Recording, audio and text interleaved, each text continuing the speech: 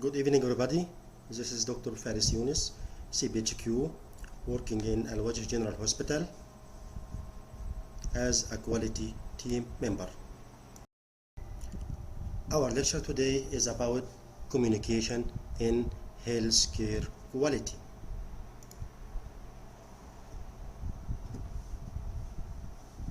Objectives of this lecture. Following this lecture, we will be able to describe how communication affects team process and outcome. Define effective communication. Identify communication challenges and identify team steps, tools, and strategies that can improve team's communication. Communication is the lifeline of a well-functioning team and serves as a coordinating mechanism for teamwork. What does lack of communication cause? Faulty and incomplete exchange of information. Professionals ignore potential red flags and clinical discrepancies. Creates situation where medical errors can occur. These errors have the potential to cause severe injury or unexpected patient death. What is the importance of communication? According to Sentinel event data compiled by the Joint Commission between 1995 and 2005, ineffective communication was identified as the root cause of 66% of reported errors. More recent Joint Commission data from 2010 to 2013 shows that ineffective communication has remained among the top 3 root causes of Sentinel events. As this data illustrates, failure to communicate effectively as a team significantly increases the risk of error. As we saw in this picture, improve effective communication is the goal number 2 of International Patient Safety Goals. What is the definition of communication? Communication is defined as the transfer or exchange of information from a sender to receiver. More specifically, communication is the process whereby information is clearly and accurately conveyed to another person. Elements of communication means sender sending a message to the receiver sending feedback message to the sender. 2 considerations in communication are whom you are communicating with and how you are communicating information. Whom you are communicating with or the audience will influence how information is conveyed. For example, an information exchange with a lab technician may differ from an exchange with a physician.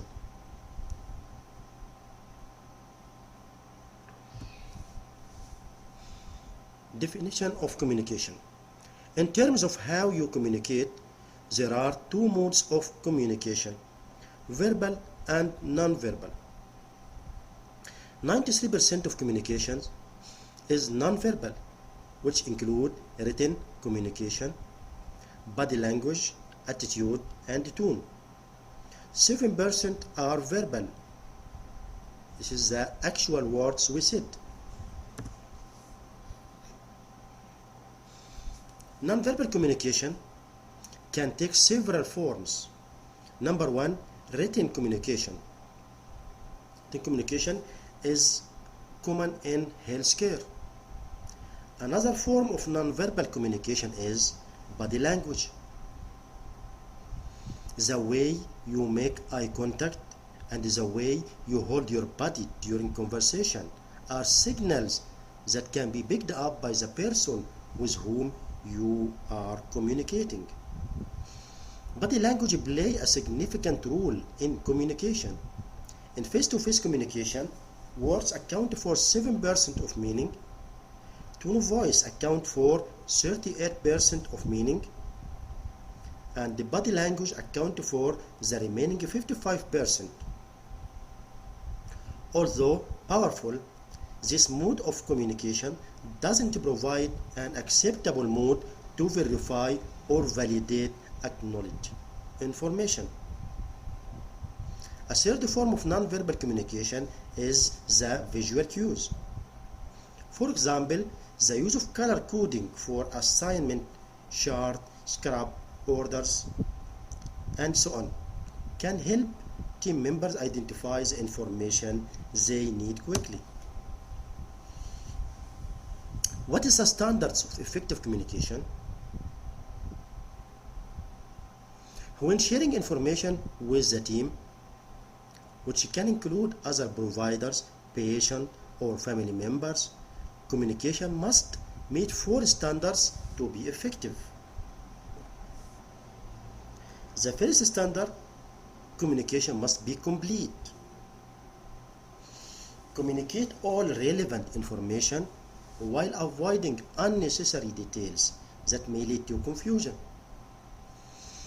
Leave enough time for questions and answer questions completely. The second one for effective communication must be clear. Use information that is plainly understood. Lay terminology with patients and their families. Don't use scientific terms or terminology with the family and the patient. Use common or standard terminology when communicating with members of the team. The third one for effective communication must be brief. Be concise. The fourth is timely. Be dependable about offering and requesting information. Avoid delay in relaying information that could compromise a patient's situation. Note time of observation and interventions in the patient record.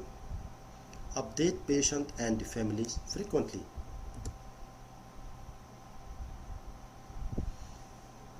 Communication challenges. What is a communication challenge? What affecting communication? Number 1 is language barrier. Non-English speaking people or staff pose particular challenge. The second one is distractions. Emergencies can take your attention away from the current task at hand. Physical proximity. Personalities. Sometimes it's difficult to communicate with particular individuals. Workload. During heavy workload time, all the necessary details may not be communicated, or they may be communicated but not verified. Varying communication styles. Healthcare workers have historically been trained with different communication styles. Conflict. Disagreement may disrupt the flow of information between communicating individuals. Lack of verification of information. Verify and acknowledge information exchanged.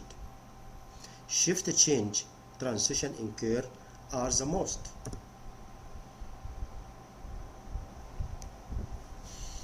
What is the information exchange strategies?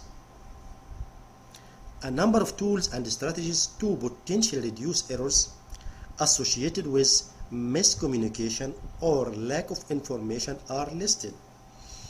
The following strategies are simple to integrate into daily practice and have been shown to improve team performance. Number 1 is situation background assessment recommendation, which called SPAR. The second is call outs. The third is check back. The fourth is hand-off. Firstly, we will talk about SPAR. SPAR is a technique for communicating critical information that require immediate attention and action concerning a patient condition. The first part of SPAR is situation. What is going on with the patient? Doctor will say, I'm calling about Mrs. Joseph in room 251. Chief complaint is shortness of breath of new onset. The second part of SPAR is background. What is the clinical background or context? Doctor will say, patient is 62 years old female, post-operative day 1 from abdominal surgery, no prior history of cardiac or lung disease. The third part of SPAR is assessment. What do I think the problem is? Doctor will say, breath sounds are decreased on the right side with acknowledgement of pain, would like to rule out pneumothorax. The fourth part of SPAR is recommendation and request. What would I do to correct it? Doctor will say, I feel strongly the patient should be assessed now. Can you come to room 251 now?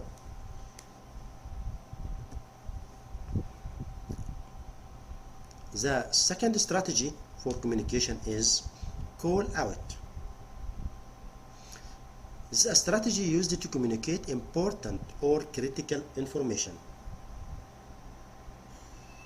Informs all team members simultaneously during emergency situation. Help team members anticipate next steps. Important to direct responsibility to a specific individual responsible for carrying out the task. Example, during an incoming trauma, the leader will say, airway status. The resident will reply, airway clear. The leader will say, breath sounds. Resident will reply, breath sounds decreased on right. Leader will say, blood pressure. The nurse will reply, blood pressure is 96/62. The third strategy in communication is check back. Using a closed loop communication to ensure that information conveyed by the sender is understood by the receiver as intended. The steps include the following. 1. Sender initiates the message. 2. The receiver accepts the message and provide feedback. The third, the sender double check to ensure that the message was received. Example, doctor will say, give 25 milligram Benadryl IV push. The nurse will reply, 25 milligram Benadryl IV push.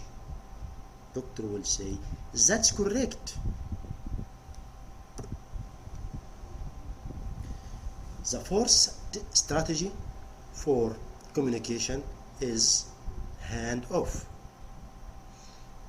The transfer of information along with authority and responsibility during transition in care across the continuum.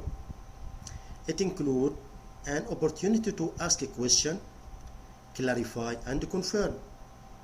Examples of transition in care include shift change, transfer of responsibility between and among nursing assistant, nurses and nurse practitioner, physician assistant and physicians, and patient transfer.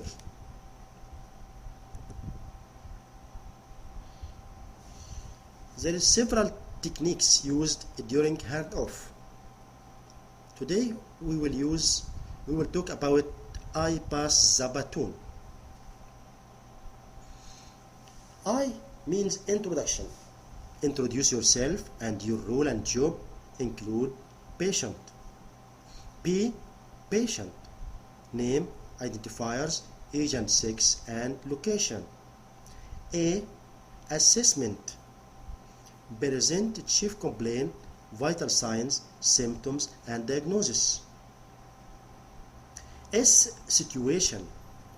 Current status, circumstances, include good status, level of uncertainty or certainty, recent changes, and response to treatment. S. Safety concern, critical lab values or results or reports, socioeconomic factors, allergies, and alerts like falls, isolations, etc. The button B. Background, comorbidities, previous episodes, current medications, and family history. A is actions. Explain what actions were taken or are required. Provide rationale. T. Timing, level of urgency and explicit timing and the prioritization of actions. O. Ownership. Identify who is responsible, person or team, including patient or family member. N. Next. What will happen next? Anticipated changes. What is the plan? Are there contingency plan? This is the technique of I pass the baton, which we are using during handoff. What we learned from this lecture? We learned to describe how communication affect team processes and outcomes. We learned to define effective communication. We learned to identify communication challenges and identify team steps, tools, and strategies that can improve teams' communication. Thank you for your listening.